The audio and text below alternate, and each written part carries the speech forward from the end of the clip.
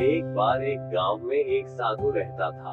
वह भगवान में बहुत मानता था। वह लगातार एक पेड़ के नीचे बैठकर तपस्या करता था। गांव के सभी लोग उसकी बहुत इज्जत करते थे। फिर एक बार गांव में बहुत भीषण बाढ़ आ गई। हर तरफ पानी ही पानी दिखाई दे रहा था। सभी अपनी जान बचाने के लिए इधर उधर दौड़ रहे थे। कई लोग ऊंचे स्थानों की तरफ बढ़ने लगे। इसी बीच लोगों ने देखा कि साधु बाबा पेड़ के नीचे ही बैठे हैं।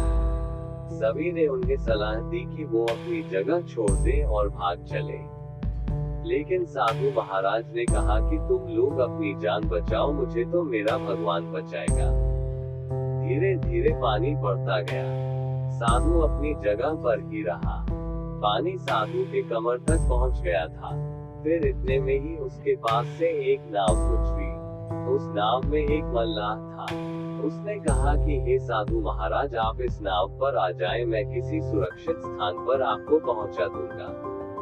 लेकिन साधु ने फिर वही उत्तर दिया कि मुझे मेरा भगवान बचाएगा, मुझे तुम्हारी आवश्यकता की जरूरत नहीं है। नाव वाला भी वहां से चला गया। कुछ देर बाद बाढ़ और भी ज्यादा हो गई। साधु को लगा कि उसे पेड़ पर चढ़ना होगा। साधु ने सोचा कि उसे वहां बैठकर ईश्वर को याद करना होगा। इतने में ही उसे गड़गड़ाहट की आवाज सुनाई दी। उसने देखा कि एक हेलीकॉप्टर उनकी मदद के लिए आया है। उस हेलीकॉप्टर में से बचाव दल ने एक रस्सी लटकाई और साधु को उसे पकड़ने का आग्रह किया। फिर साधु ने कहा कि मुझे तो भगवान बचाएगा, मैं इसे नहीं पकड़ूंगा। बचाव दल भी ये सुन चला गया। कुछ ही देर में बाढ़ की धारा में साधु बह गया और उसकी मृत्यु हो गई।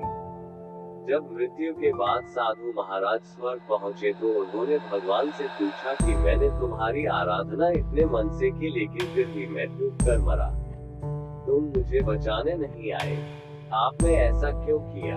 भगवान ने साधु महाराज से कहा कि मैं 3 बार तुम्हारी मदद करने आया। एक बार ग्रामीणों के रूप में, एक बार नाव वाले के रूप में और तीसरी बार बचाव दल के रूप में। लेकिन तुम मुझे पहचान नहीं पाए। इस कहानी से हमें ये सीख मिलती है कि ईश्वर हमें कई मौके देता है, लेकिन यह अवसर किसी की प्रतीक्षा नहीं करते। ये तेजी से गुजर जाते हैं। अगर हम उन्हें पहचान कर उनका लाभ उठा लेते हैं तो हम अपनी मंजिल पर जल्दी पहुंच जाते हैं।